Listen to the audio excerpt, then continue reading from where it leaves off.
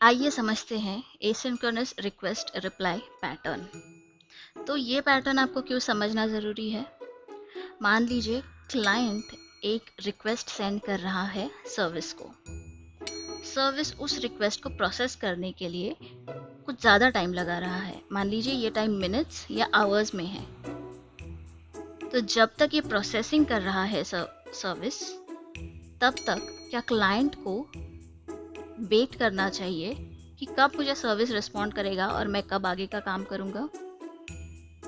अगर ऐसा होगा तो क्लाइंट को ना कोई रिस्पॉन्स मिलेगा और ना ही वो कोई और काम कर पाएगा। इसी प्रॉब्लम को सॉल्व करता है asynchronous request reply pattern. Asynchronous request reply pattern client को एक कंटिन्यूअस स्मूथ एक्सपीरियंस देता है।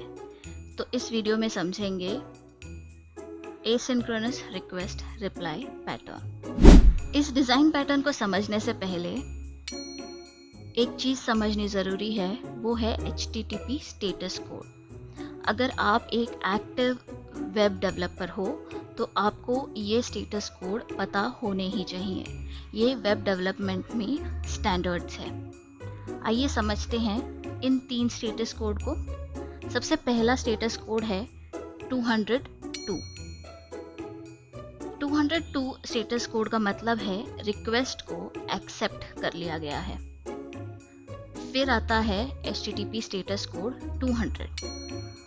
इसका मतलब है रिक्वेस्ट सक्सेसफुल हो गई है। और फाइनली आता है 302 स्टेटस कोड। इसका मतलब है कि रिक्वेस्ट को रीडायरेक्ट किया जा रहा है टू अ लोकेशन जो URL हेडर में मेंशन्ड है। अगर आपको ये स्टेटस कोड्स याद हो गई हो तभी आगे वीडियो में बढ़े, वरना इस पार्ट को रीप्ले करके और एक बार ज़रूर देख लीजिएगा, क्योंकि अगर आपको ये स्टेटस कोड्स नहीं समझ रहे तो आगे का वीडियो समझना मुश्किल हो जाएगा।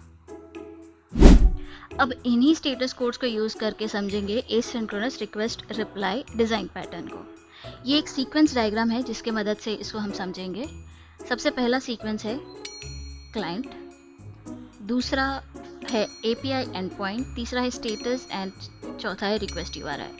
क्लाइंट को छोड़ के बाकी तीनों सर्विस साइड पे एंड पॉइंट्स हैं। ये तीनों एंड पॉइंट्स क्या कर रहे हैं ये आपको आगे समझेगा, बट ये काफ़ी एक्सप्लेनेटरी है। API एंड पॉइंट API को इनिशियल हिट करने के लिए यूज़ किया जाता है। स्टेटस एंड पॉइंट स्टेटस बताने के लिए यूज़ किया जाता है। और रिक्वेस्ट URI वो URL है जहाँ पर यूज़र को एंड में रीडायरेक्ट किया जाएगा।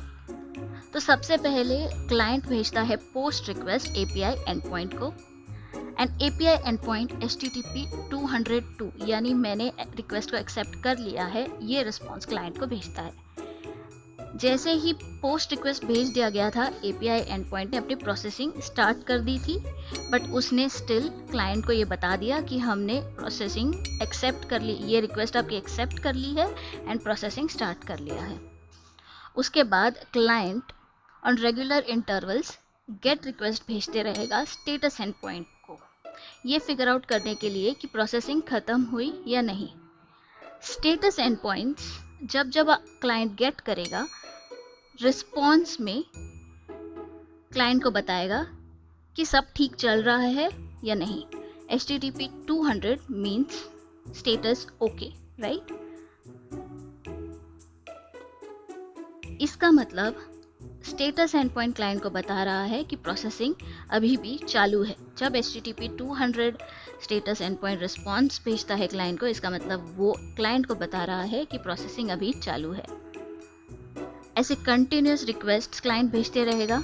इस एग्जाम्पल में सेकेंड गेट रिक्वेस्ट में क्लाइंट ने जब सेकेंड गेट रिक्वेस्ट कर ली, उसी वक्त स्टेटस एंडपॉइंट ने क्लाइंट को बता दिया कि प्रोसेसिंग ख़त्म हो गई है, और वो बताने के लिए उसने रिस्पॉन्स में स्टेटस कोड भेजा है HTTP 302।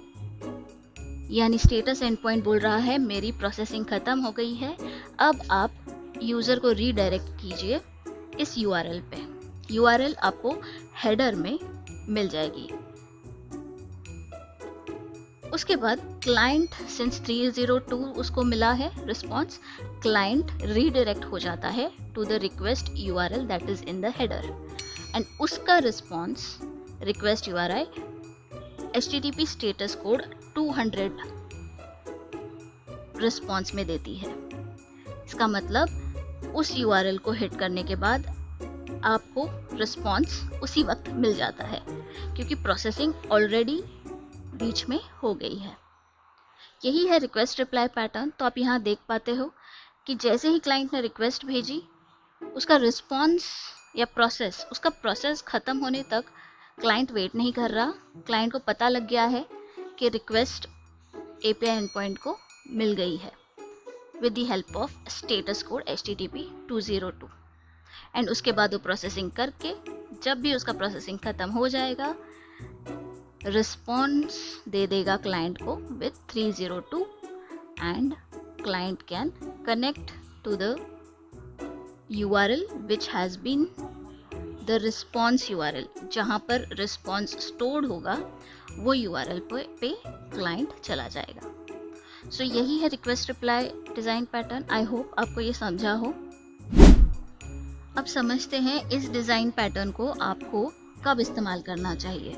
इसको इस्तेमाल करने का एक ही रीज़न हो सकता है कि सर्विस साइड पे आपके पास वेब सॉकेट्स या वेब हुक्स जैसी लेटेस्ट टेक्नोलॉजी अवेलेबल नहीं है। वेब सॉकेट्स और web hooks two way communication enable करती हैं। अगर आप इनको यूज़ कर सकते हैं तो आप उन्हीं को यूज़ करें rather than using this pattern. इस पैटर्न को यूज़ करने का ये एक ही रीज़न हो सकता है। ये पैटर्न काफ़ी कॉमनली यूज़ किया जाता है इंडस्ट्री में, जब वेब सॉकेट्स और वेब हुक्स यूज़ नहीं होते। इस एक रीज़न से ज़्यादा और कोई रीज़न इतना बेहतर नहीं है टू से कि इस पैटर्न को यूज़ कीजिए या नहीं। अगर आपको कम्युनिकेशन एसिंक्रोनसली करना है तो आप इस पैटर्न को इस्तेमाल कीजिए, अगर नहीं करना है तो ना करें। इसीलिए मैं इसको ज़्यादा और कॉम्प्लिकेट नहीं करना चाहती, एंड सिर्फ एक ही रीज़न बता रही हूँ जिसकी वजह से आपको ये डिज़ाइन पैटर्न यूज़ करना या नहीं करना चाहिए। तो क्या आपको asynchronous request reply design pattern इस वीडियो के माध्यम से समझा है? आप प्लीज़ मुझे नीचे कमेंट्स में ज़रूर बताइए कि ये वीडियो आपको हेल्प कर रहा है या नहीं। क्या आपने अपने प्रोजेक्ट में ऐसा कोई पैटर्न देखा है? अगर आपको इंटरव्यू में ऐसा सवाल पूछा जाए इस पैटर्न के बारे में, तो क्या आप जवाब दे पा रहे हो? क्या ये हेल्पफुल है आपके लिए? प्लीज़ मुझे बताइए। ऑल्सो इस वीडियो को लाइक, अपने फ्रेंड्स के साथ शेयर एंड सब्सक्राइब ज़रूर कीजिए। Thank you.